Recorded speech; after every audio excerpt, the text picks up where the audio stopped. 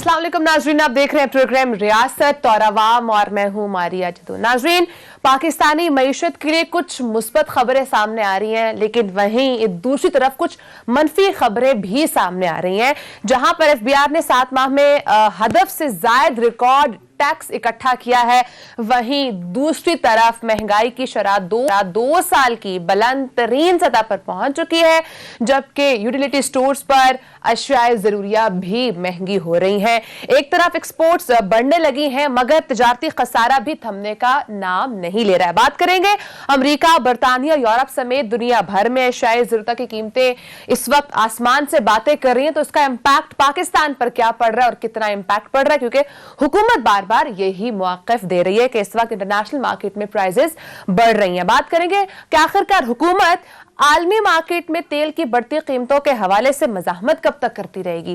नाज़रीन, बात करेंगे दौरा चीन मुआशी हवाले से पाकिस्तान के लिए कितना अहम होगा और क्या वाकई पाकिस्तान अब श्रीलंका को $20 करोड़ का कर्ज देने जा रहा है। नाज़रीन, बात करेंगे अमेरिका, बरतानिया, यूरोप समेत दुनिया भर में अशियाए ज़रूरिया की कीमतें जहां पर आसमान से बातें कर रही हैं, वहीं पर दौरा चीन से काबिल वज़ीर आज़म और आर्मी चीफ की बिजनेस कम्युनिटी से मुलाकात होती है और आर्मी चीफ के मुताबिक मुल्क की तरक्की की खातिर हुकूमती पॉलिसियों के अमल दरामद में पूरा साथ देंगे और पब्लिक और प्राइवेट सेक्टर में इश्तराक से फायदा भी उठाया जा सकता है।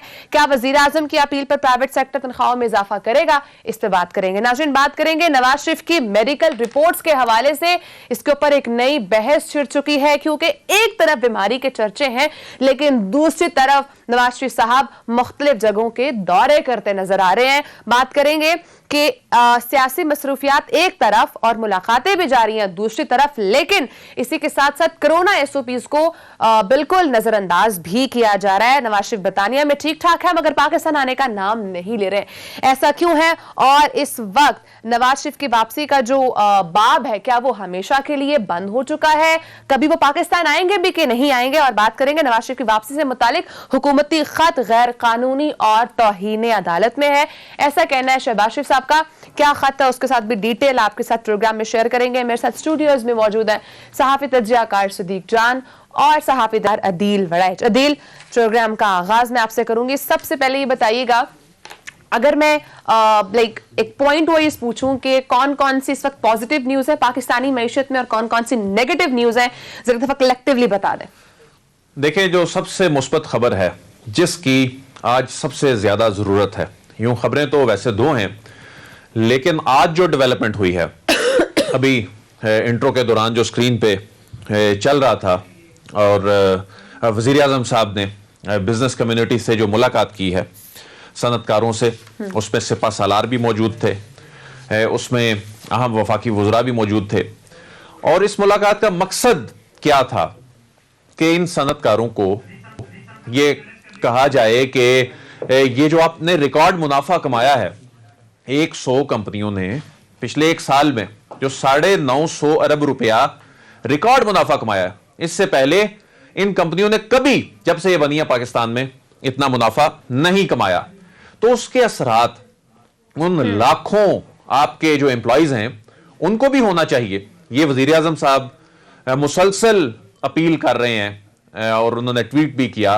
एक टेलीविजन चैनल ने तनख्वाहों में इजाफा किया, फेज वाइज वो कर रहे हैं, एक एयरलाइन ने किया, एक पेट्रोलियम कंपनी ने किया। ये इस वक्त की सबसे बड़ी जरूरत है। उसकी रीजन क्या है? देखें, महंगाई, अभी हम आगे जाके बात भी करेंगे, महंगाई में होशरुबा इजाफा हुआ है अमेरिका, यूरोप, बरतानिया में। वहां पर चिल्ला उठे हैं लोग। अच्छा, अब हम कहते हैं कि अमेरिका, यूरोप की मिसालें ना दिया करें, वहां पर लोगों की आमदन है ज्यादा, यहां आमदन नहीं बढ़ाई जाती। यहां आमदन हुकूमत किसकी बढ़ा सकती है? सरकारी मुलाजमीन की, या पेंशन में 5-10% इजाफा कर सकती है। लेकिन जो लाखों की तादाद में, लाखों घरानों के सरबराहान जो हैं, वो प्राइवेट सेक्टर से जुड़े हैं। अब प्राइवेट सेक्टर जा रहा है मुनाफे में, प्राइवेट सेक्टर जो है वो कमा रहा है तारीख का सबसे ज्यादा मुनाफा, लेकिन लोगों की आमदन नहीं बढ़ी, लोगों की आमदन नहीं बढ़ाई गई। ये बहुत बड़ा काम वजीर आजम करने जा रहे हैं। हमारे सिपा सालार ये बहुत बड़ा काम कर रहे हैं कि इतनी बड़ी اور اتنی اہم میٹنگ جو آج اس کا انعقاد کیا گیا ہے. ویسے تو یہ ایک خبر چل کے ختم ہو گئی نا جی, بزنس کمیونٹی سے یا صنعت کاروں سے ملاقات, لیکن یہ ایک عام آدمی سے متعلق ملاقات تھی جس میں ان ملازمین کے حوالے سے بات کی گئی. تو ابھی تک جو چیزیں سامنے آئی ہیں کہ حکومت اور صنعت کاروں کے درمیان کم از کم ماہانہ اجرت بڑھانے پر اتفاق ہو گیا ہے. اچھا, یہ تو ماہانہ سیکٹر یہ بات سنے گا بھی, کیونکہ وہ تو پھر یہ کہتے ہیں کہ ہم انڈیپینڈنٹ ہیں. دیکھیں, ان کو انسینٹیوائز کرنا پڑے گا. یہ بالکل آپ نے درست کہا ہے. پرائیویٹ سیکٹر جو ہے وہ بالکل ایسے تو نہیں ہے کہ ان کو کہہ دیا اور تنخواہیں بڑھا دی. ایگزیکٹلی. بیرون ملک میں کیا ہوتا ہے, بیرون ممالک میں یہ ہوتا ہے کہ جو مختلف شعبہ جات ہیں ان شعبہ جات میں وہاں پر ایک معیار سیٹ کیا جاتا ہے کہ اس میں ان ڈیزگنیشن کے لیے تنخواہوں کا کم از کم معیار یہ ہونا چاہیے. پاکستان میں تو ایک یہ جو مزدور کی اجرت طے کی جاتی ہے وہ بھی پوری نہیں ملتی, اور وہ بھی مل جائے اور کئی مہینے تنخواہیں لوگوں کو نہیں ملتی پرائیویٹ سیکٹر میں. اب تو گورنمنٹ سیکٹر میں بھی ایسی کوئی چیزیں دیکھنے کو ملی تھی. بہت سارے اداروں میں کئی مہینے تنخواہوں کا جو ہے یہ روتے ہیں بیچارے ملازمین, لیکن کوئی میکانزم نہیں ہے. بہت سارے اداروں میں کانٹریکٹ ہی نہیں ہوتے, کانٹریکٹ ہی سائن نہیں کرتے. یہاں لیبر لاز نہیں ہے نا اس طرح سے.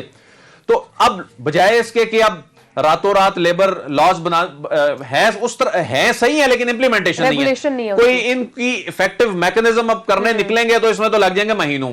فوری ریلیف دینا ہے تو یہ بہترین طریقہ ہے جو عمران خان صاحب نے کر دیا ہے. اس میں اب وہ ان صنعت کاروں کو انگیج کرنے جا رہے ہیں, اور اس میں وزیر اعظم صاحب نے کہا ہے کہ حکومت عالمی منڈی میں مہنگائی اور اس کی وجہ سے عوام پر بوجھ کا احساس رکھتی ہے. عام آدمی کو مہنگائی کے اثرات سے بچانے کے لیے اقدامات لیے جا رہے ہیں. صنعت کار اور بزنس مین عام آدمی کو ریلیف فراہم کرنے کے لیے حکومت کے ساتھ مل کر چلیں. اب یہ ان لوگوں کی بھی ذمہ داری ہے, یہ بھی بڑے ہیں اس ملک کے جو یہ صنعتیں چلا رہے ہیں. ان کے ظاہر اپنے بھی مسائل ہیں, ان کو بھی انسینٹیوز کی ضرورت ہے, انسینٹیوائز کرنے کی ضرورت ہے. لیکن یہ بھی دیکھیں, اسی ملک سے انہوں نے پروفٹ کمایا ہے, ریکارڈ منافع کمایا ہے. یہ جب آگے اپنے لوگوں کو منتقل نہیں کریں گے تو ان کی موٹیویشن لیول بھی گرے گا, اور یہ بہت بڑا کردار ہوگا ان صنعت کاروں کا بھی. یہ ہم آواز بن جائیں اور یہ اعلان کریں, یہ ریت چل پڑے. اسی طریقے سے ہی مہنگائی کے جو اثرات ہیں اس پہ آپ قابو پا سکتے ہیں. ادروائز جتنی مہنگائی عالمی سطح پر, اور یہ تیل کی قیمتیں ابھی تو روک لی ہیں, ٹھیک ہے, یہ اگلے 15 دن میں کیسے روکیں گے؟ لیکن جہاں پر اتنی مثبت خبریں آ رہی ہیں, ہمارا اگر ایف بی آر کے ریونیو کی بات کریں وہ تو بڑھ رہا ہے, لیکن صدیق ہم یہ دیکھ رہے ہیں جو اشیاء ضروری ہے, جو عام انسان کے, جو عام آدمی کے استعمال کی چیزیں وہ تو ویسے ہی بڑھ رہی ہیں. دیکھیں, مسئلہ یہ ہے کہ بعض چیزیں نا پاکستان میں ظاہر ہے اس وقت جو حالات ہیں لوگوں کے, بعض چیزیں لوگ سننا پسند نہیں کرتے, لیکن جو حقیقت ہے وہ حقیقت ہے. حقیقت کیا ہے؟ حقیقت یہ ہے کہ اس وقت پوری دنیا میں مہنگائی کا جو طوفان برپا ہے, اگر آپ کسی بھی ملک, امریکہ کا, یو کے کا, کینیڈا کا, کہیں کا بھی اٹھا کے دیکھیں. اور میں آپ کو بتاؤں, اس چیز کو جب ہم بیان کرتے ہیں, ظاہر ہے بہت سے لوگ اس کو مائنڈ اس لیے بھی کرتے ہیں کہ جب وہ جس مشکل کا شکار ہیں تو وہ یہ سمجھتے ہیں کہ یہ ان کے زخموں پر نمک چھڑکنے کے مترادف ہے کہ ہم یہ بات کر رہے ہیں کہ یہ مہنگائی تو انٹرنیشنل ایشو ہے. لیکن حقیقت یہی ہے, ہمیں اس حقیقت کو تسلیم کرنا ہوگا. میں آپ کو بتاؤں کہ اس بات کو چھوڑ دیں حکومت کیا کہہ رہی ہے. میں نے ابھی پچھلے 4-5 روز میں مختلف لوگوں سے بات ہوئی. جاوید صاحب ہمارے دوست ہیں, ہمارے بڑے بھائیوں کی طرح ہیں, وہ کینیڈا سے آئے ہوئے ہیں. انہوں نے بتایا کہ وہاں پر اس وقت مہنگائی کی کیا صورتحال ہے. اور پھر اسی طرح سے یو اے میں بات ہو رہی تھی, انہوں نے بتایا آپ دیکھیں کہ جو انرجی پروڈیوسنگ کنٹریز ہیں وہ وہاں پر انرجی پرائسز کہاں سے کہاں پہنچ گئی ہیں, پیٹرول کی پرائسز کہاں سے کہاں پہنچ گئی ہیں. تو مہنگائی انٹرنیشنل ایشو ہے. جب پوری دنیا میں پچھلے 100 سال کا سب سے بڑا بحران ہے کووڈ, تو اس کی وجہ سے مہنگائی تو ہے. اب مسئلہ یہ ہے کہ ہمیں اس حقیقت کو تسلیم کرنا ہوگا کہ ہم اس سے نہیں بچ سکتے. کیا جا سکتا ہے؟ 2 ہی راستے ہیں. ایک تو یہ ہے کہ جس طرح عادل وڑائی صاحب نے کہا کہ جس طرح سے ان بڑی کمپنیز کو منافع ہوا, اور اپوزیشن کا میں دیکھ رہا تھا وہ کہہ رہے تھے کہ منافع نہیں ہوا اس طرح سے, اس طرح نہیں ہوا. یہ غلط بات ہے. دیکھیں, لسٹڈ کمپنیز ہیں, ریکارڈ موجود ہے, اگر نہیں ہوا تو چیلنج کر دیں, وہ کمپنیز چیلنج کر دیں کہ ہمیں منافع نہیں ہوا. اور یہ میں سمجھتا ہوں ایک اچھی روایت شروع ہوئی ہے, جس طرح سے کمپنیز نے پرائم منسٹر کے کہنے پر بہت سے جو بزنس مین انہوں نے تنخواہیں بڑھانے کا سلسلہ شروع کیا, اور پرائم منسٹر ان کو اپریشیٹ کر رہے ہیں, انکریج کر رہے ہیں, اس کو پورے ایک موومنٹ بنا رہے ہیں پرائم منسٹر, تاکہ اور لوگ بھی اسی طرح سے اناؤنس کریں. دوسری بات یہ ہے کہ سرکاری اصل میں سب سے زیادہ اس وقت جو مشکلات کا شکار ہیں وہ سرکاری ملازمین ہیں. ان کی تنخواہیں اس طرح سے نہیں بڑھی, ان کی سیلری اتنی ہی ہیں.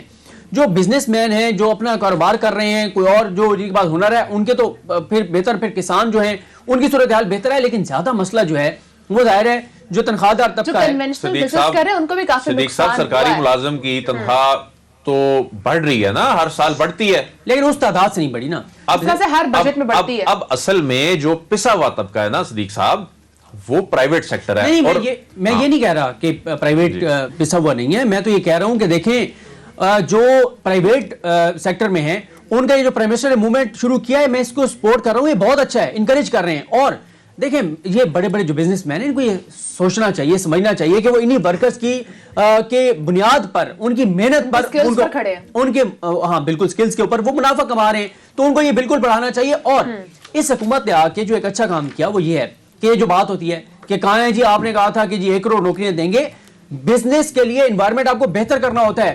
اس نے آ کے, اس حکومت نے آ کے کنسٹرکشن کو ایک پوری صنعت کا درجہ دیا, اور کنسٹرکشن جس طرح سے تیزی سے بڑھی ہے, ظاہر ہے مزدور بنا رہے ہیں تو گھر اور مکان اور بڑے بڑے عمارتیں تعمیر ہو رہی ہیں نا, تو کنسٹرکشن کا بڑا ہے اور اس کی وجہ سے 30-40 صنعتیں چل رہی ہیں. تو میں سمجھتا ہوں یہ ایک اچھی موو ہے, اور اس میں خاص طور پہ پرائم منسٹر کے ساتھ ساتھ آرمی چیف بھی موجود تھے, اور انہوں نے بھی ظاہر ہے جو بزنس عمران خان نے صدیق جان صاحب ایک جو بہت بڑا کام کیا نا, یہاں مسئلہ یہ ہر چیز سیاست کی نظر ہو جاتی ہے.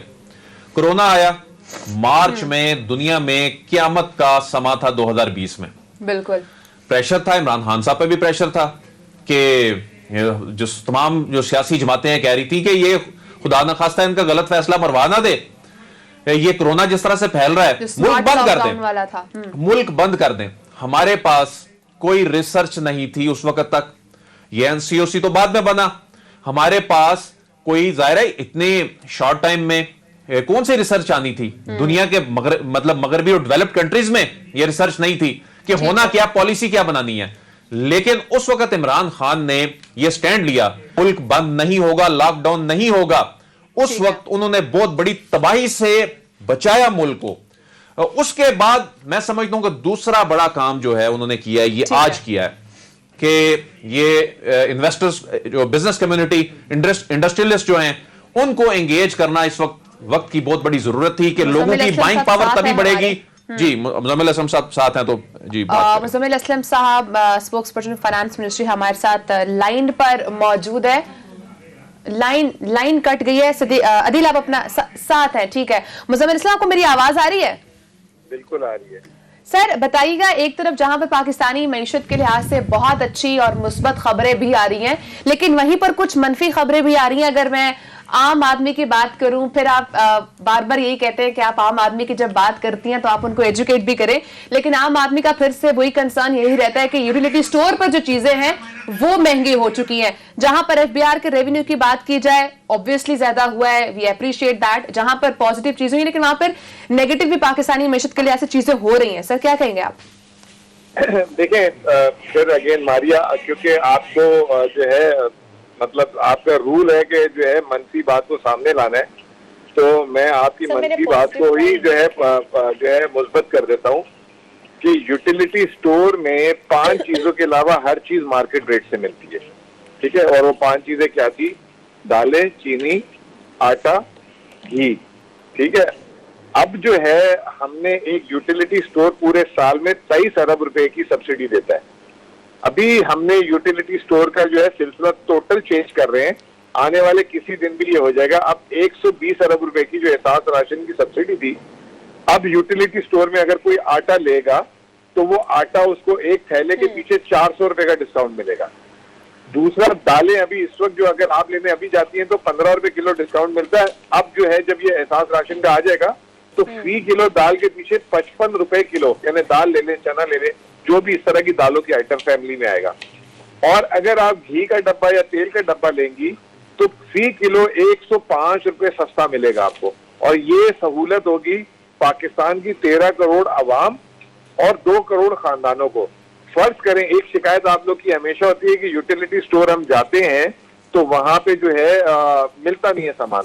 تو اب ہم نے کیا کیا کہ 7 لاکھ کریانہ پورے پاکستان میں, ان کو بھی یوٹیلیٹی سٹور کی طرز پہ کر دیا ہے کہ وہاں پہ آپ جائیں اگر یوٹیلیٹی اسٹور آپ کے گھر سے دور ہے یا اگر شکایت ہے آپ کو کہ یوٹیلیٹی اسٹور میں نہیں مل رہا تو کسی بھی 7 لاکھ دکانوں میں سے چلے جائیں اور وہاں جا کے آپ جو ہے اپنا موبائل یوز کر کے یہ 3 چیزوں پہ سبسڈی اتنی بڑی لے لیں گے. مزمل صاحب یہ بڑی اہم بات آپ بتا رہے ہیں لیکن اس کا میکنزم کیا ہوگا؟ ایک عام کریانہ اسٹور سے جب وہ سبسڈی اس کارڈ پہ کوئی شخص لے رہا ہوگا تو وہ کس طرح سے یہ حکومت اس میں اپنا کردار ادا کرے گی, کس طرح سے اس کریانہ اسٹور والے کو فیسیلیٹیٹ کرے گی, اور یہ کب تک شروع ہو رہا ہے؟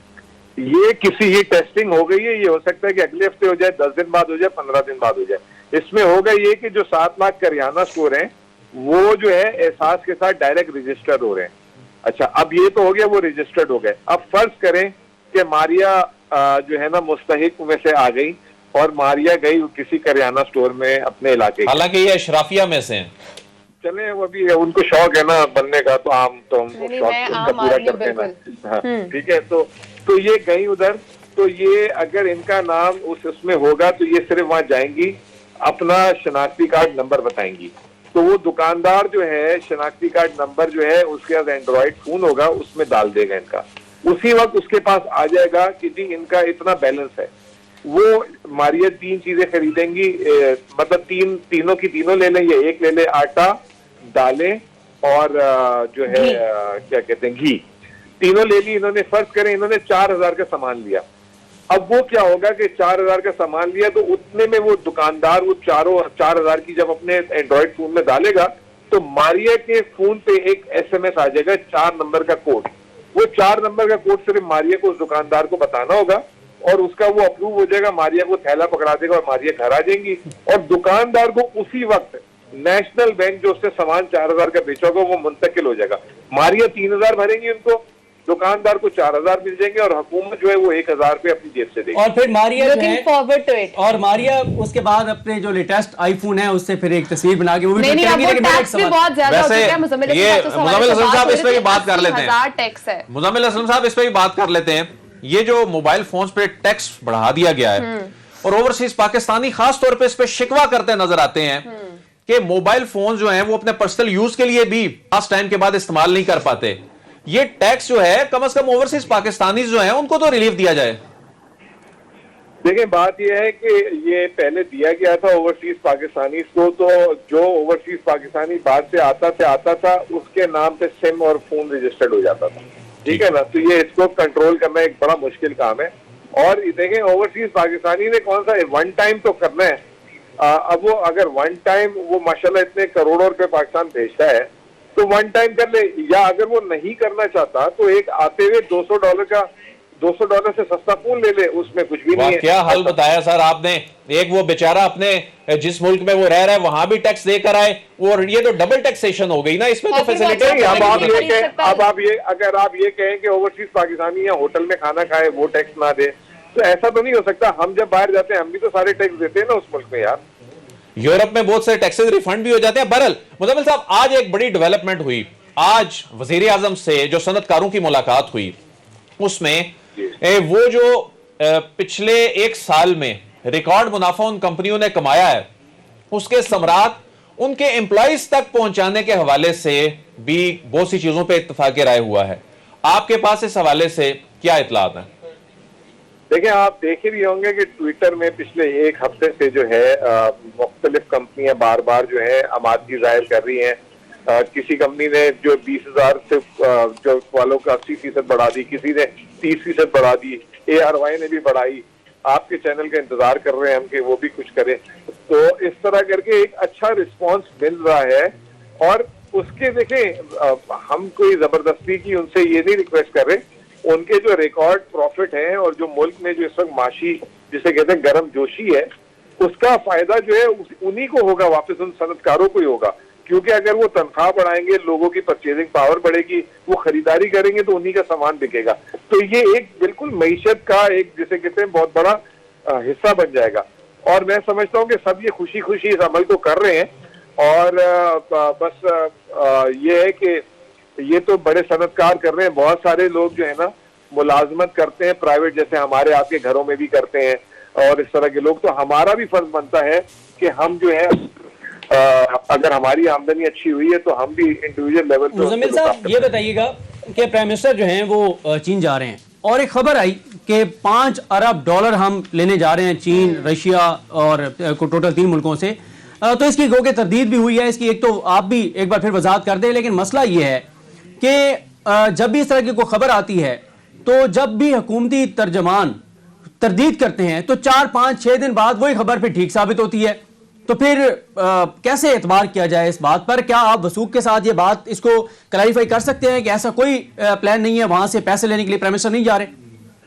دیکھیں صدیق، اگر یہ خبر اڑ جائے کہ آج رات کو صدیق کھانا کھلا رہے ہیں، اصل میں کھانا صدیق نے نہیں عدیل نے کھلانا تھا، تو صدیق کا ترجمان یہ کہے گا نا جی صدیق صاحب نے کوئی کھانا نہیں کھلانا، ٹھیک ہے نا. اب یہ جو خبر 5 ارب کی یا 3 ارب کی پہلے اڑی پھر 5 کی اڑی، وہ اڑا دیجیے اکنامک افیئر ڈویژن کے ذرائع سے. اکنامک افیئر ڈویژن کے ذرائع نے بولا کہ جی نہ میں نے کوئی ایسا کاغذ بنایا ہے، نہ میرے جو ہے توسط کچھ ہو رہا ہے، ٹھیک ہے نا. تو وہ یہ تردید ہوئی ہے. اور قرضہ تو دیکھیں جو ہے ہم لوگ مطلب کوئی ملک دنیا کا ایسا نہیں ہے، ہر روز چاہے امریکہ ہو چاہے برطانیہ ہو چاہے کچھ اور اس کا امور حکومت چلانے کے لیے قرضہ لینا ہوتا ہے. تو اگر لیں گے تو ڈنکے کی چوٹ پہ بتا دیں گے. سعودی عرب میں گئے تھے، سعودی عرب میں وہاں $3 ارب کی بات ہوئی، اگلے دن ہی بتا دی وزیر خزانہ نے. مطلب آپ یہ کہہ رہے ہیں کوئی ہم اس کو چھپائیں گے نہیں، اگر وہ خود دے دیں گے تو ہم لے لیں گے. وہ کیا بات ہوتی ہے، یہ تو وزارت خارجہ. اچھا سر، یہ چین کا جو دورہ ہے، چین کا دورہ معاشی میدان میں کوئی خوشخبریاں لائے گا؟ اس حوالے سے کوئی چیزیں آپ کے علم میں آئی ہیں؟ دنیا کا آج ہی کی خبر آئی ہے، چین کی جو جی ڈی پی ہے پورے یورپ سے بڑھ گئی ہے. تو وہ ایک دنیا کی معاشی سپر پاور ہے. اس کے ساتھ تعلق اس لیول کا ہونا، اس کے صدر کے ساتھ ملاقات ہونا، یہ تمام چیزیں جو ہیں یہ کوئی چھوٹی چیز نہیں ہے. اس کے کچھ نہ کچھ تو ثمرات آپ کو ملیں گے، اور وہ مل رہے ہیں، سی پیک کی شکل میں مل رہے ہیں. وہ مشکل وقت میں ہمارے کام آ رہے ہیں. ویکسین انہوں نے سب سے زیادہ دنیا میں جو بنائی پاکستان کو دی. تو یہ تمام چیزیں ہو رہی ہیں، اور آنے والے دنوں میں اس میں اور تیزی آئے گی انشاءاللہ تعالی. مزمل اسلم صاحب یہ بتائیے گا کہ آئل پرائسز نہیں بڑھائی گئیں یکم کو، جو کہ بہت بڑا فیصلہ تھا، بڑا مشکل فیصلہ تھا. ایک تو یہ بتائیں کہ کب تک آپ اس حکومت اپنے اوپر لے گی اور برداشت کرے گی؟ کب یعنی یہ 15 تاریخ کو کیا امکانات ہیں بڑھنے کے؟ اور دوسرا یہ بتائیں کہ یہ جو حکومت اپنے اوپر بوجھ اس کا لے رہی ہے، کتنا قومی خزانے پہ اس کا بوجھ پڑے گا؟ اور آگے کیا دیکھ رہے ہیں آپ انٹرنیشنل مارکیٹ میں جو قیمتیں بڑھتی چلی جا رہی ہیں؟ دیکھیں ہمیں نا 300 ارب روپے کا ابھی تک جو ہے نا جو ہم نے ٹیکس بجٹ میں ٹارگٹ کیا ہوا تھا، 300 ارب کا سالانہ ہٹ پڑ چکی ہوئی ہے. یہ جو ابھی جو اوگرا نے سفارش الگ الگ چیزوں میں 17 روپے تک کی تھی، اور وزارت خزانہ نے بھی اس سفارش پہ کہا تھا کہ عمل کیا جائے. تو وزیر اعظم صاحب کی صوابدیدی ہے کہ وہ آخری فیصلہ انہوں نے کرنا تھا، تو انہوں نے فی الحال مؤخر کر دیا ہے. اب آگے حالات دیکھیں گے، اگر عالمی مارکیٹ میں چیزیں نیچے نہیں آتی تو ہمیں کرنا تو پڑے گا. ایسا تو ہو نہیں سکتا کہ ہم یہ نہ کریں اور جو ہے اس کو اسی طرح چلائیں. لیکن at the end of the day وزیر اعظم کا فیصلہ ہے، وزیر اعظم کا ویژن ہے، اور وزیر اعظم نے فی الحال اس کو مؤخر کیا. مزمل صاحب، ایف بی آر نے جو 7 ماہ میں ہدف سے زائد ٹیکس اکٹھا کیا ہے، بڑی خوش آئند بات ہے کہ پہلی مرتبہ جس طرح سے آٹومیشن ہو رہی ہے ٹیکس میں، یہ ٹیکس ایویژن مستقبل میں ہو ہی نہیں سکے گی، ہوگی بھی تو بڑا مشکل ہو جائے گا. تو اس سال کیا ٹیکس ہدف جو مقرر کیا گیا ہے اس سے متعلق کوئی خوشخبری مل سکتی ہے، یا آگے جا کر وہ ہدف کوئی ایسے کو خدشات ہیں کہ جی مختلف مد میں کلیکشن نہیں ہو سکی؟ ابھی بھی جو کرٹیسزم کرنے والے ہیں وہ کہہ رہے ہیں جی کہ امپورٹ سے کور کیا جا رہا ہے، دیگر مد میں کیا جا رہا ہے، اس پہ کیا کہیں گے؟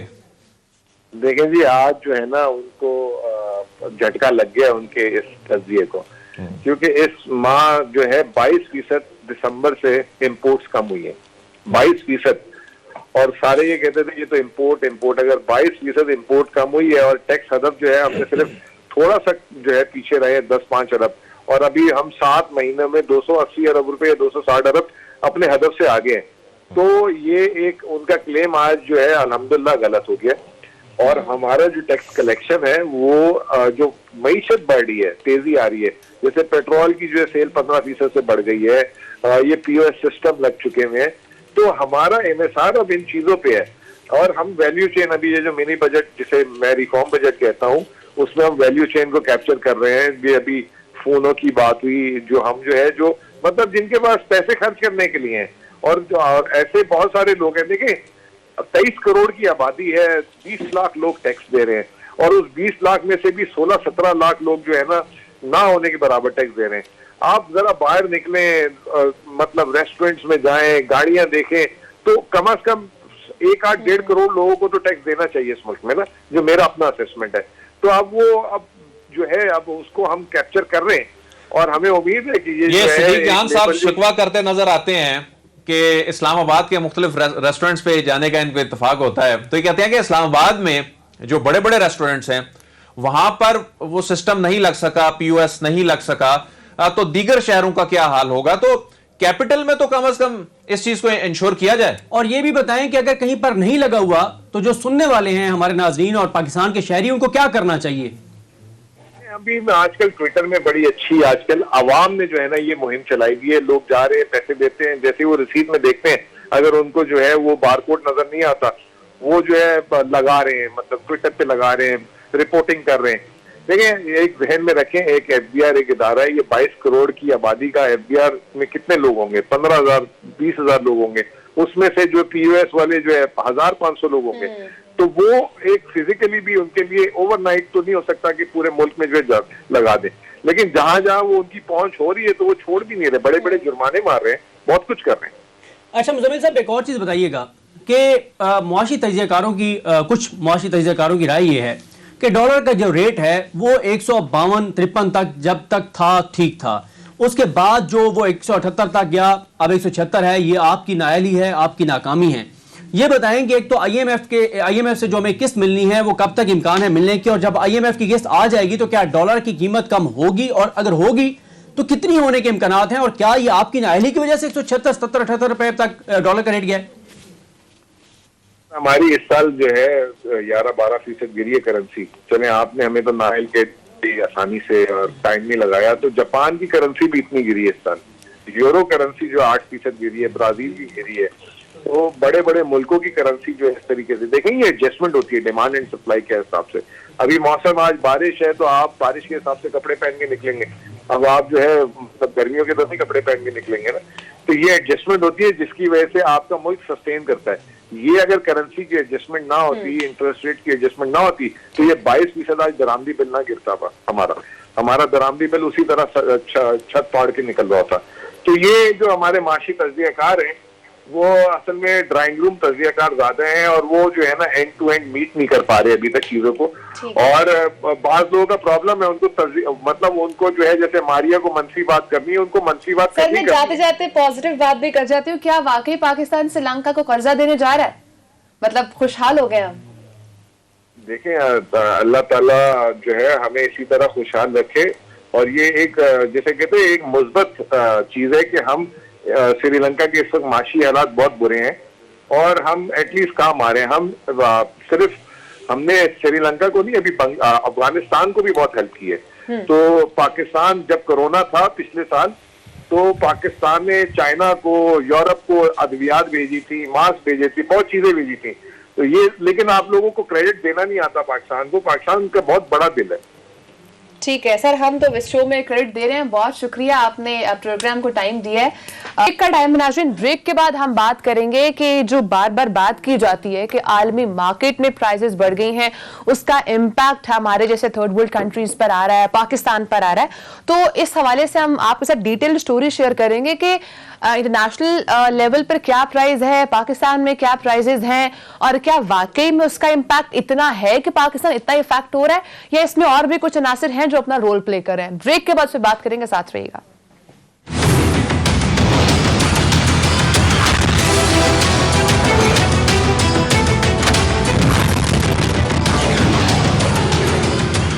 वेलकम बैक नाज़रीन. बहुत सारे दिनों से जब से महंगाई दिन ब दिन हम देख रहे हैं कि बढ़ती जा रही है, तो इसकी जस्टिफिकेशन है पाकिस्तान तहरीक इंसाफ की हुकूमत ये देती है कि इंटरनेशनल मार्केट में प्राइसेस बढ़ी हैं, जिसकी वजह से उसका इम्पैक्ट पाकिस्तान में आ रहा है, या और भी बहुत सारे ऐसे ममालिक हैं जिस पर इनका इंटरनेशनल प्राइसेस का इम्पैक्ट पड़ रहा है. तो अदील, आप क्या समझते हैं, क्या वाकई में ऐसा है? और दूसरा ये कि जो इंटरनेशनल मीडिया है, क्योंकि हमारे पे तो बार बार तनकीद की जाती है पाकिस्तानी मीडिया पे कि हम लोग सिर्फ नेगेटिव न्यूज पोर्ट्रे करते हैं, हम सिर्फ बताते हैं कि महंगाई हो गई है, लेकिन इंटरनेशनल मीडिया से कैसे रिपोर्ट कर रहा है? जी, मैं गुज़िश्ता कई दिन से इंटरनेशनल मीडिया को मॉनिटर कर रहा हूं और उसमें हर बुलेटिन में या हर दूसरी तीसरी हेडलाइन में महंगाई का जिक्र हो रहा है। मैं दो तीन आप जो बड़े मीडिया आउटलेट्स हैं उनकी सुर्खियां जो मैंने अभी मेरी नजरों से गुजरी वो आपके सामने रख देता हूं। अभी 6 घंटे पहले बीबीसी पे जो स्टोरी लगी है उस पे ये कहा जा रहा है कि एक दहाई की सबसे ज्यादा महंगाई जो है वो हो चुकी है बरतानिया में। फिर इसमें एक जो गार्डियन है इसमें जो स्टोरी लगी है उसमें कहा जा रहा है कि जनवरी में जो शॉप प्राइस इन्फ्लेशन है ये सिर्फ यानी जनवरी में डबल हो गई है। ये बरतानिया की बात हो रही है। और इसमें फिर यह कहा गया है कि फूड प्राइस इन्फ्लेशन जनवरी में 2.7% बढ़ी है। अच्छा, अब यूरो न्यूज मैं देख रहा था, यूरो न्यूज में बेल्जियम की बात हो रही थी। अब बेल्जियम में रोजमर्रा अशिया की कीमतों को आग लग गई है। उसमें यह बताया जा रहा था, उसमें लोगों के जो वॉक्स पॉप्स थे, साउंड बाइट्स थे, वो सुनने का मौका मिला। तो बेल्जियम में जो कि यूरोप का अहम मुल्क है, ये उसके हवाले से जो मेरी नजरों से गुजरा है यूरो न्यूज में। फिर ब्लूमबर्ग अमेरिका से मुतल्लिक कह रहा है कि 39 साल की जो महंगाई है ना उसका रिकॉर्ड टूटा है। फिर इसमें कहा गया है कि जो सीपीआई और जो कोर प्राइसेस हैं ये फोरकास्ट से भी ज्यादा बढ़ी हैं।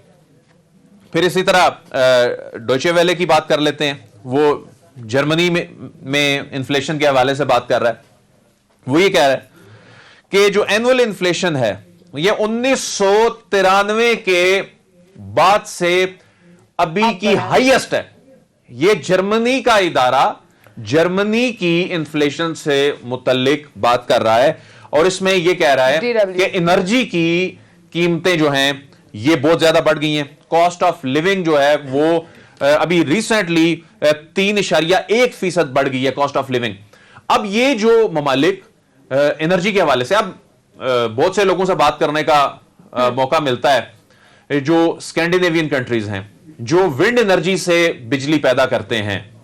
और ये वैसे तो विंड एनर्जी बहुत सस्ती बिजली पैदा करती है, उसके प्लांट जाहिर है बहुत महंगे होते हैं लेकिन उसकी बिजली तो वो बहुत सस्ती पैदा विंड एनर्जी करती है। लेकिन स्कैंडिनेवियन कंट्रीज में रहने वाले लोग कह रहे हैं कि बिजली की कीमतें आसमान से बातें कर रही हैं, अचानक बढ़ गई हैं। स्पेन में मैंने बहुत से लोगों से मेरी बात हुई, स्पेन में जो फूड आइटम्स हैं, अब देखें स्पेन में तो ये जो मेडिटेरेनियन ये जो कंट्रीज हैं, ये जो मेडिटेरेनियन साइड है वहां वो तो ऑलिव ऑयल के हवाले से बहुत ज्यादा खुद कफील हैं। वहां पर तो खुर्दनी तेल में ये खुद कफील ममालिक हैं, लेकिन वहां पर शूट कर गई हैं इसकी कीमतें। इसके अलावा जो दीगर फूड आइटम्स थी उनकी जो रॉ मटेरियल था, इसके अलावा जो आटा है, जो दीगर अशिया हैं, जो स्टोर आइटम्स हैं, वो इतनी ज्यादा बढ़ गई हैं, कारोबार इफेक्ट हुए हैं। ये वो चीजें हैं जो मैंने खुद पढ़ी हैं, जो वहां के रहने वाले लोगों से बात की है। अच्छा, अब आ जाते हैं कि यहां पाकिस्तान में रहने वाले लोग यही बात करते हैं कि जी वहां लोगों की इनकम इतनी ज्यादा है। इसमें कोई शक नहीं है कि वहां पर क्राइसिस में हुकूमतें मदद भी करती हैं। वहां पर क्राइसिस में कोविड में लोगों को घर बैठे यूरोस मिले हैं, अमेरिका में डॉलर्स मिले हैं। लेकिन यह भी तो देखें कि वहां पर जब टैक्स देने की बारी आती है तो वहां टैक्स किस हिसाब से लिया जाता है? 30% से ज्यादा तो वहां पर 40% तो टैक्स वहां काट लिया जाता है। लेकिन वहां पे अदिल एक और बात ये भी तो है कि वहां पे बोझ नहीं डाला जाता। यहाँ पे अब बहुत कम लोग हैं जो टैक्स पेयर्स हैं, बहुत सारी आवाम को तो वैसे टैक्स का बोझ उठाना पड़ रहा है। वहां पे चलिए सब दे तो रहे हैं ना एटलीस्ट। नहीं, यहाँ पर बोझ उठाना पड़ता है। यहाँ पर पाकिस्तान में टैक्स पेयर्स की मैं अगर यहाँ कौन टैक्स पेयर है?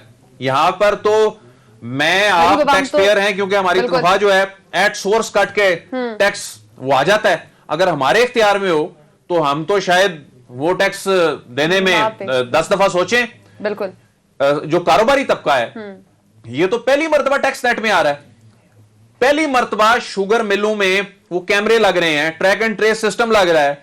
सिगरेट की कंपनियां ये जो ट्रक निकालती थी, जो कंसाइनमेंट्स निकलती थी, कागजों में कुछ और होता था, मार्केट में कुछ और होता था, ट्रैक एंड ट्रेस सिस्टम आ रहा है, पहली मर्तबा जो आउटलेट्स हैं वहां पर पॉइंट ऑफ सेल सिस्टम लग रहे हैं, यानी एक किसी ने 10 रुपए की चीज भी बेचनी है, वो एफबीआर के पास रिकॉर्ड अब जाना शुरू हो गया।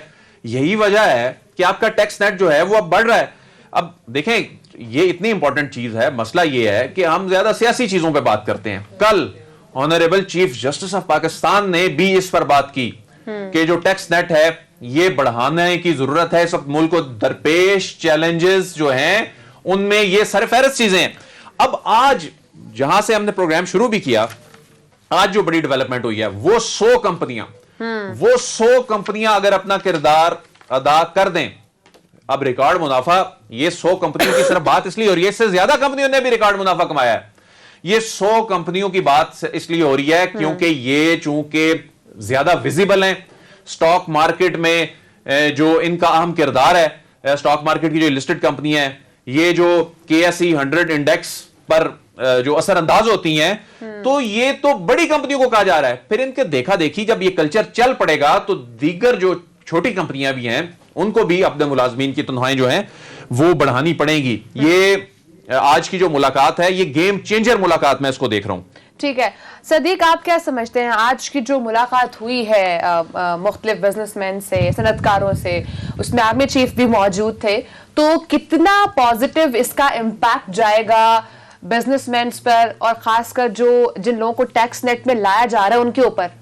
देखिए मेरा ख्याल है कि इस पे ज़ाहिर हम पहले बात कर भी चुके हैं कि इन कंपनीज को ये और जो इनको मुनाफा हुआ है उसको जो इनके वर्कर्स हैं उन तक इसका जो फ़ायदा है वो भी पहुंचना चाहिए। लेकिन मेरा ख्याल है हमें थोड़ी सी बात ये भी करनी चाहिए जो जिसकी तरफ मुज़म्मिल असलम साहब ने इशारा किया कि जो इंडिविजुअल्स हैं जिनका मुनाफा बड़ा है, जो छोटे यानी उतने बड़े बिजनेसमैन नहीं है, उतनी बड़ी कंपनी नहीं है, लिस्टेड कंपनीज नहीं है, जो छोटे पैमाने पर कारोबार कर रहे हैं, उनके भी अगर मुनाफे में इजाफा हुआ है तो हम सबको एक एहसास भी करना चाहिए। देखें, अगर हमें इस बात पर यकीन हो कि अगर हम किसी जो हमारे पास जो वर्कर्स हैं उनको अगर उनकी हम तनख्वाह बढ़ाते हैं, उनको सपोर्ट करते हैं, तो जाहिर है इसका मकसद अल्लाह ताला भी इस चीज़ से खुश होता है और ये इसे कहा जाता है कि अब अल्लाह के साथ तिजारत कर रहे होते हैं। अब जब इस चीज़ को सोच कर रहे होते हैं बरकत भी होती है। तो मेरा ख्याल है कि ये हम सब की भी जिम्मेदारी है, हम में से जो भी कोई जिसको अल्लाह ताला ने नवाजा है और वो जितना इस चीज़ को आगे बढ़ा सकता है बढ़ाना चाहिए, क्योंकि इस वक्त पाकिस्तान में मुश्किल हालात हैं और वो मुश्किल हालात हुकूमत की नाअहली नातजबरकारी अगर होगी तो 20% होगी। 80% वजूहात जो अदील बड़ाई साहब ने कितनी तफसील से बता दिया है कि इंटरनेशनल मीडिया क्या रिपोर्ट कर रहा है, पूरी दुनिया में क्या सूरत हाल है, कितनी गुर्बत बढ़ गई है। और कनाडा के हवाले से प्राइम मिनिस्टर ने जिस तरह से कहा कि उनकी आधी आबादी परेशान है कि हमारी जो जरूरियात हैं, जो ग़िज़ाई ज़रूरत है, उनको हम कैसे पूरा करेंगे। एक चीज जो इंटरनेशनल मीडिया पे मैंने भी नोटिस की, वहां के मुल्कों में मैंने अपोजिशन इस तरह से मिसलीड करते हुए नहीं देखी।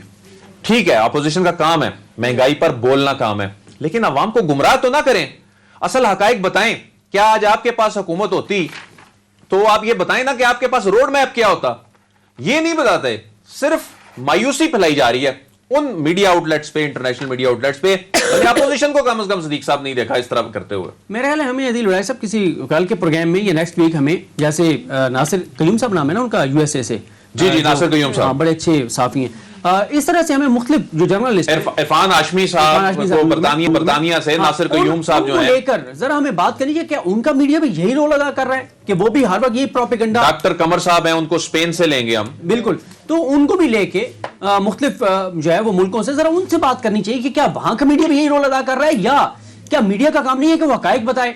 देखें इस वक्त इंटरनेशनल मार्केट में कहां चली गई ऑयल प्राइसेस, 8 साल बाद। एक और बड़ा इशू ये भी है सिद्दीक कि अगर हम कोई देखिए, मीडिया का काम होता है कि क्रिटिसाइज करना, अगर मीडिया क्रिटिसाइज नहीं करेगा तो हुकूमत को ये याद कौन दिलाएगा कि क्या चीज गलत है और क्या चीज ठीक है। क्या तो हल भी तो बताएं कोई। क्या मीडिया का काम ये है कि मीडिया का काम हल बताना नहीं है, मीडिया का काम is just to report the things. नहीं, देखिए मीडिया का काम, क्या मीडिया का काम हकाइक बताना नहीं है? क्या मीडिया को ये नहीं बताना चाहिए? देखिए, तो ये आप फैक्ट्स ही बता रहे हैं, मुझे आप फैक्ट्स ही तो बता रहे हैं कि इस वक्त दुनिया में हो गया रहा है। मुझे पिछले एक माह के जो जितने भी टॉक शोज हो रहे हैं उनमें से 10 टॉक शोज उठा के, एक माह के तमाम चैनल्स के 10 प्रोग्राम उठा के दिखा दें जिन्होंने बताया हो कि इंटरनेशनल लेवल पर और UK USA इन मुल्कों के अंदर इस वक्त महंगाई के कितने लेकिन ये काम मेरे ख्याल से हुकूमती वज़रा का भी बनता है कि जब वो आके प्रेस कॉन्फ्रेंस करते हैं तो ऑपोजिशन पे ताबड़तोड़ नहीं, ये बात इनकी बिल्कुल वैलिड है, क्योंकि हमारे जो मुअज़्ज़ज़ वज़रा हैं ये भी आकर काम की बात की बजाय या शरीफ खानदान पर क्रिटिसिज्म करनी है, क्योंकि नौकरियां पक्की करनी है ना अपनी, तो या जरदारी साहब पे क्रिटिसिज्म करनी है। जो काम की बात है वो नहीं करनी, और काम की बात कहीं दब जाती है। ये बात बिल्कुल ठीक है सदीक साहब, बिल्कुल। ये लेकिन देखें, वुज़रा अगर कहेंगे तो कौन उनकी बात पे एतबार करेगा, क्योंकि मीडिया क्रेडिबिलिटी बनाना तो आपका काम था। खैर ब्रेक का टाइम है, इसके ऊपर हम इंशाल्लाह नेक्स्ट प्रोग्राम डिस्कस भी करेंगे कि किसका क्या रोल है और किसको क्या रोल प्ले करना चाहिए। ब्रेक के बाद नाज़रीन हम शरीफ खानदान पर ही बात करेंगे कि नवाज शरीफ साहब की मेडिकल रिपोर्ट सामने आने के बाद एक नई बहस छिड़ चुकी है, लेकिन एक तरफ जहां पर बीमारी बहुत ज्यादा, एक लिस्ट बताई गई है बीमारियों की, वहीं दूसरी तरफ नवाज शरीफ साहब वहां पर मुख्तलिफ जगहों दौरे भी कर रहे हैं। क्या स्टोरी इस वक्त क्या चल रहा है, ब्रेक के बाद शेयर करेंगे, साथ रहिएगा।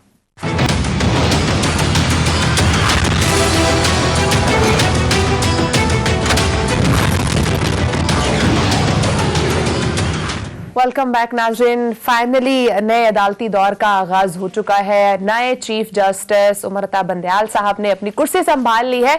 इसी हवाले से आज का उनका दिन कैसा रहा, कोर्ट रूम में भी रहे, तकरीब हलफ बरारी में शरीक हुए। सदीक, आज क्या क्या अहम केसेस उन्होंने सुने और क्या क्या उनकी एक्टिविटीज थी? पहले तो सदीक साहब ये भी बताएं कि आप उस तकरीबे हलफ बर्दारी में खुद मौजूद थे, वो क्या मंजर था, और उसके बाद आप भी फौरी सुप्रीम कोर्ट ऑफ पाकिस्तान पहुंचे होंगे, तो आज कैसा था कोर्ट रूम नंबर 1 का अहवाल? देखिए दिल वड़ाई साहब, आज तकरीबन हलफ बर्दारी ईवान सदर में हुई और सदर पाकिस्तान ने हलफ लिया और प्राइम मिनिस्टर इमरान खान साहब मौजूद थे, आर्मी चीफ जनरल कमर बाजवा साहब मौजूद थे, सर्विसेज चीफ्स मौजूद थे, तमाम सुप्रीम कोर्ट के जजेस मौजूद थे, रिटायर्ड चीफ जस्टिस में सदूक हुसैन जलानी साहब, इफ्तिखार मोहम्मद चौधरी साहब, जस्टिस मियां साकिब निसार साहब, आसिफ सैयद खोसा साहब मौजूद थे। रिटायर्ड जजेस में से मुशीर आलम साहब, फैसल अरब साहब, अजमत से शेख साहब और बहुत सारे जजेस मौजूद थे। जजेस की फैमिलीज मौजूद थी। मिनिस्टर्स फवाद चौधरी साहब, शेख रशीद साहब, इंपॉर्टेंट मिनिस्टर जो हैं वो मौजूद थे। वकला बरादरी से जो वकला तंजीमों के रहनुमा हैं, आजम नज़ीर तारड़ साहब हैं, एहसन भून साहब हैं, हामिद खान साहब हैं, कामरान मुर्तज़ा साहब हैं, वो मौजूद थे। एडवोकेट जनरल मौजूद थे, अटॉर्नी जनरल पाकिस्तान खालिद जवेद खान साहब, आमिर रहमान साहब, सुहेल महमूद साहब, ये तमाम लोग भी मौजूद थे। तकरीबन हलफ बर्दारी के बाद ज़ाहिर है वहाँ पर आपको पता है कि 1.5-2 घंटे तक मुख्तलिफ लोग जो वहाँ पर आए हुए थे उन्होंने मुबारकबादें दी और वहाँ पर मौजूद रहे। उसके बाद चीफ जस्टिस पाकिस्तान उमर अता बंदयाल साहब सुप्रीम कोर्ट ऑफ पाकिस्तान आए, गार्ड ऑफ ऑनर दिया गया उनको, और उसके बाद जब वो कोर्ट रूम में पहुंचे तो आज क्योंकि उनका पहला दिन था कोर्ट रूम में, तो उनकी फैमिली के मेंबर्स, उनके जो और जिन मेहमानों को आज बुलाए गए थे वाने सदर में, वो भी वहां पर कोर्ट रूम में मौजूद थे। वकला ने आकर उनको मुबारकबाद पेश की, उनके लिए नेक ख्वाहिशात का इजहार किया। उसके बाद उमर अता बंदयाल साहब ने आज 7 केसेस सुने, कोई केस एडजर्न नहीं किया गया, तमाम केसेस के फैसले जो हैं वो सुनाए गए, अहकामात जारी किए गए। एक आज इंटरेस्टिंग चीज हुई और वो ये कि एक वकील साहब, पेशावर की प्रॉपर्टी का तनाजा था और उस पर जो वकील साहब आज पेश हुए, वो वकील साहब जिस तरह से बात कर रहे थे वो ऊंची आवाज में बात कर रहे थे। फिर बाद में उन्होंने माना भी सही कि उनकी तबीयत ठीक नहीं है, उनकी कमर में भी दर्द है और कोविड की वजह से वो बीमार रहे, तो इस वजह से शायद वो ठीक तरह से बात नहीं कर पा रहे। लेकिन उमर अता बंदयाल साहब ने उनकी जो ऊंची आवाज के बावजूद बड़े तहम्मुल से सुना, बल्कि एक मौके पर उमर अता बंदयाल साहब ने कहा कि हम आपको ठंडे पानी का गिलास ऑफर करते हैं, आप पानी पिए, आप रिलैक्स हो जाएं, और बड़े तहम्मुल से उनको सुना गया। और इस तरह से उसके बाद बड़ा वो तवील एक केस चला प्रॉपर्टी का तनाज़ा से उमर अता बंदयाल साहब केस सुनते हैं। अभी माजी करीब में एक बहुत हाई प्रोफाइल केस में जो लत का माहौल था वो आपने देखा कि किस तहम्मुल से जनाब चीफ जस्टिस उमर अता बंदयाल उस वक्त बेंच की सरबराही करते हुए इस केस को सुना था। ये उनका खासा है। और जिस तरह से सदीक जान साहब वो केस को पढ़ के आते हैं और दीगर साथी जजेस जिस तरह जस्टिस एजाजुल एहसन साहब हैं, जस्टिस मुनीब अख्तर साहब हैं, ये जिस तरह ये जज साहिबान केस को पढ़ के आते हैं, अब वकला के लिए भी ये इतना आसान नहीं होगा इल्तवा लेना। जिस तरह आपने बताया कि 7 के 7 केसेस जो हैं वो एडजर्न नहीं किए बल्कि निपटा दिए गए, तो कल भी केसेस की पेंडेंसी और बैकलॉग के हवाले से उनका जो कंसर्न था वो नजर आया, और इस हवाले से उन्होंने तो कहा कि इसका ऑडिट भी होना चाहिए अदालतों का परफॉर्मेंस के हवाले से। देखें, मुझे एक चीज जो है वो दोबारा नजर आ रही है जो आसिफ सैयद खोसा साहब के दौर में नजर आती थी। आसिफ सैयद खोसा साहब वाजे कहते थे कि केस 2 ही सूरतों में जो है वो मुलतवी हो सकता है, एडजर्न हो सकता है। एक ये है कि जज साहब फौत हो जाए, एक ये है कि वकील साहब फौत हो जाए, तीसरा कोई वजह नहीं हो बहाना सकती। नहीं हो सकता। इसमें एक हम तब्दीली ये उम्मीद कर सकते हैं कि जो इस वक्त अपोजिशन के मुख्तलिफ केसेस चल रहे हैं, ऑल्दो बरियत पर वो इस वक्त रिहा भी हो चुके हैं, लेकिन उनमें कोई स्पीड अप होगा। देखिए, अपोजिशन के केसेस का मसला नहीं है, हर बंदे का केस इंपॉर्टेंट है, हर पाकिस्तानी का केस इंपॉर्टेंट है। आज जो मुझे नजर आया, आज भी उन्होंने वाजे किया, जब वकला ने मुबारकबाद दी रोस्टम पर आकर, साजिद रियाज भट्टी साहब भी मौजूद थे, तो वाजे किया उमर बंदियाल साहब ने, एडजमेंट नहीं मिलेगी, आप तारीख नहीं मिलेगी, तारीख पे तारीख वाला सिलसिला मुझे बंद होता हुआ नजर आ रहा है, ये चैप्टर क्लोज होता हुआ नजर आ रहा है। और उन्होंने कहा कि वकला तैयारी के साथ और अपने आर्गुमेंट्स रिटर्न दें, जजेस पहले ही ज़ाहिर है फाइलें पढ़ के आते हैं, तो मुझे तो लगता है कि चीजें काफी बेहतरी की तरफ जा रही हैं, स्मूथ डाउन होंगी। अच्छा अदिल, आप क्या समझते हैं जो अभी उमर अता बंदियाल साहब का जो पूरा एक टेन्योर शुरू होगा, तो वो आप क्या समझते हैं कितना अच्छा होगा पाकिस्तान के ओवरऑल? अगर हम जस्टिस सिस्टम की बात करें तो उसमें कितना हेल्पफुल रहेगा? देखिए, जस्टिस उमर अता बंदियाल साहब ने कल अपनी उस स्पीच में इतनी अहम बातें कर दी, उसमें निशानियां थी, उसमें वो इंडिकेशन थी, उसमें वो चीजें थी कि अदालत की तरजीह क्या होनी चाहिए, अदालत को कंसर्न किस चीज पे है।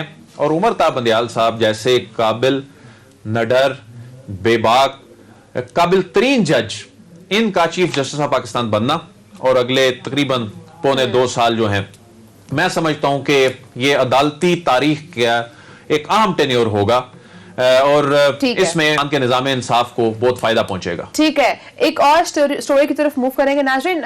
सिद्दीक, एक तरफ जहां पे वज़ीर-ए-आज़म इमरान खान साहब चीन का दौरा करने जा रहे हैं, लेकिन वहीं दूसरी तरफ बहुत सारे ऐसे तालिबे इल्म हैं जिनको इश्यूज है। एक तालिबे इल्म हमारे साथ भी खुर्रम साहब भी मौजूद है, उनसे भी जान लेते हैं। खुर्रम साहब उस मूवमेंट को लीड कर रहे हैं जो स्टूडेंट्स के लिए चल रही है। कितने स्टूडेंट्स हैं? अगर खुर्रम साहब साथ हैं तो ये बताएं, कुल कितने स्टूडेंट्स हैं? इनका जो चीन में वो जो कोविड वाली सूरत हाल है उसके बाद से ये कब से यहाँ पर हैं और इस वक्त वापस ना जाने की वजह से उनकी तालीम मुतासर हो रही है? जी अस्सलाम वालेकुम जी। वालेकुम सलाम। तकरीबन जी 2 साल होने को आ रहे हैं जी, और कोविड की जब स्टार्ट हुआ था तब से ये लोग जो स्टूडेंट्स वगैरह हैं ये काफी मसाइल का शिकार हैं। जब वापस आए थे तो ये वापस अब जा नहीं पा रहे, जिसमें PhD के स्टूडेंट्स हैं, इंजीनियर्स हैं, डॉक्टर्स हैं, और उनका टाइम बहुत कम है। ये कन्वे कर दीजिएगा कि इस वक्त आपके वज़ीर-ए-आज़म इमरान खान साहब से अपील क्या है? ये सिर्फ ये है जी कि जहाँ पे साउथ कोरियंस को इजाजत मिल चुकी है आने की 2020 में, और अब रिसेंटली रशियंस को मिली है, तो मेहरबानी फरमा के, जब आप सब फ्यूचर की बात खान साहब हमेशा करते हैं,